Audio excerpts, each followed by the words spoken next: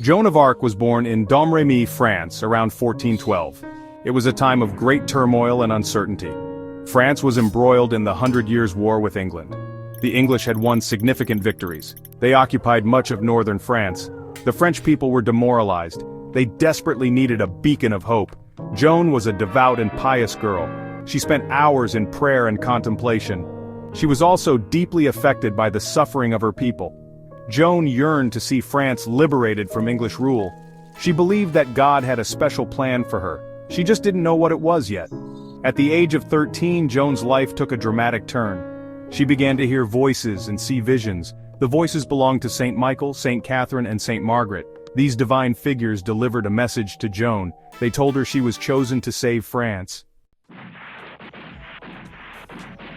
The voices of the saints became increasingly insistent, echoing in her mind and heart with a divine urgency that she could not ignore.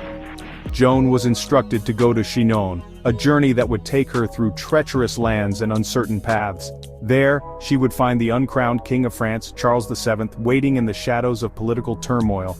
Her mission was to convince Charles of his legitimacy, to instill in him the courage and faith that she herself possessed. The saints also told her to lead the French army to victory against the English, a daunting task for anyone, let alone a young girl. Joan was just a teenage girl, a shepherdess from a small village with no formal education. She had no military training or experience in politics, yet she was chosen for a divine purpose. But her faith and conviction were unwavering, a beacon of light in the dark times of war and despair. She knew in her heart that she was chosen by God, a vessel for His will on earth. She would not be deterred by doubt or fear, her resolve as strong as the steel she would soon wield. The voices provided Joan with specific instructions, guiding her every step with divine precision. They told her about a hidden sword, a symbol of her divine mission and a tool for her to wield in battle. This sword was buried behind the altar in the church of Saint Catherine of Fierbois, a place of sacred significance.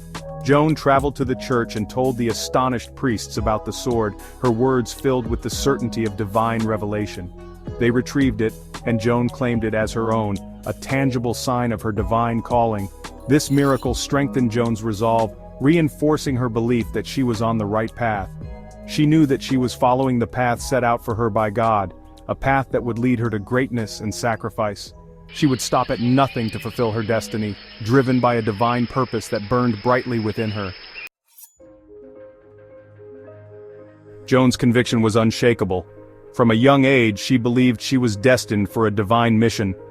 She persuaded local officials to provide her with an escort, despite their initial skepticism and the dangers involved. They would accompany her to Chinon, where Charles, the Dauphin of France, resided. The journey was long and arduous.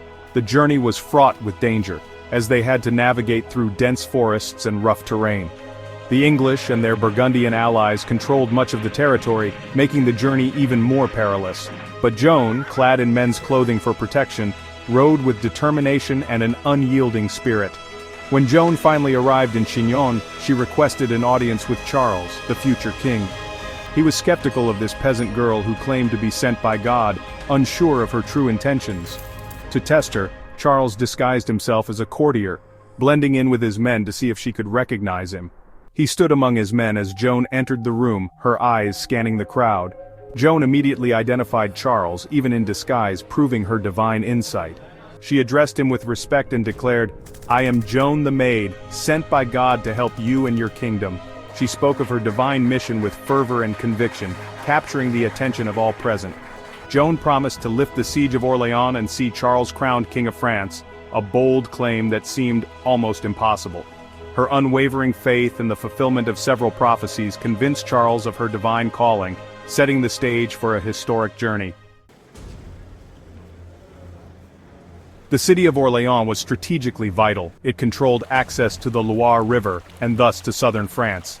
The English and their allies had been besieging Orléans for months. The city was on the verge of surrender. The arrival of Joan of Arc, filled with divine purpose, galvanized the demoralized French troops. Joan rode into Orléans, her banner held high. She rallied the citizens and soldiers with her passionate speeches. She spoke of God's favor and the righteousness of their cause. Her presence instilled a new sense of hope and determination in the hearts of the French. Joan's military strategy was unorthodox but effective. She led the French troops in a series of daring attacks. She rallied the citizens to support the army. The English, taken aback by the sudden surge in French morale, began to lose ground. After just 9 days, the siege of Orléans was broken. Section 5. Victory after victory. Joan of Arc's military campaigns. The victory at Orléans was a turning point in the 100 Years' War. It boosted French morale and shattered the aura of English invincibility. Joan, hailed as the Maid of Orléans, became a symbol of French national unity. Following Orléans, Joan led the French army to a string of victories. At the Battle of Patay, the English suffered a crushing defeat. Joan's forces then marched on Reims, the traditional site of French coronations. They captured the city. On July 17, 1429, Charles VII was crowned King of France in Reims Cathedral, with Joan of Arc by his side. Joan's military successes continued. She liberated more French towns and drove the English back. Her victories, though short-lived, had a profound impact. They restored French pride and set the stage for the eventual French victory in the 100 Years' War. Section 6. Betrayal and Capture. The Fall of Joan of Arc. Despite her victories, Joan's time as a military leader was drawing to a close. Political intrigues and jealousies within the French court undermined her position. Some members of Charles's inner circle saw Joan as a threat to their power. During the siege of Compiègne, Joan was captured by Burgundian forces, allies of the English. The Burgundians were eager to hand her over to their English allies. Charles VII, perhaps influenced by jealous advisors, made no effort to ransom Joan or secure her release. Joan was imprisoned by the English and put on trial for heresy. The trial was a farce, orchestrated by English-backed clergymen who saw Joan as a threat to their authority. They accused her of witchcraft, heresy, and dressing in men's clothing. Section 7. A Trial of Heresy. Joan faces her accusers. The trial of Joan of Arc was a politically motivated attempt to discredit her and undermine the legitimacy of Charles VII. The English and their allies understood the symbolic importance of Joan. They knew that by condemning her they could strike a blow against the resurgent French spirit. Joan, imprisoned and subjected to harsh treatment, faced her accusers with courage and dignity. She defended her faith and her divine mission, but her words fell on deaf ears. The court, biased against her from the outset, was determined to find her guilty. The charges against Joan were baseless. She was a devout Catholic who risked her life for her king and her faith. But her accusers were interested in power, not justice. They used their position and influence to manipulate the trial. Section 8. Joan of Arc's legacy, martyr, saint, and national heroine. On May 30, 1431, Joan of Arc was found guilty of heresy. The trial was a sham, filled with political motivations and biased judgments. Despite her unwavering faith and the miracles attributed to her, the court was determined to silence her. She was condemned to death and burned at the stake in Rouen, France. The flames consumed her body, but her spirit remained unbroken. She was only 19 years old, a mere teenager who had achieved more than most could in a lifetime. Joan's execution sent shockwaves through France and England. The news of her death spread quickly, causing both sorrow and outrage among those who believed in her divine mission. Even her enemies recognized her piety and courage. Many who had fought against her could not help but admire her unwavering resolve and the purity of her cause. Joan of Arc's story is one of extraordinary faith, courage, and determination. She defied societal norms and expectations, proving that one person's conviction can alter the course of history. She was a simple peasant girl who rose to become a national heroine. Her humble beginnings did not deter her from pursuing what she believed was her divine mission. Joan answered her divine calling without hesitation, leading the French army to victory against all odds.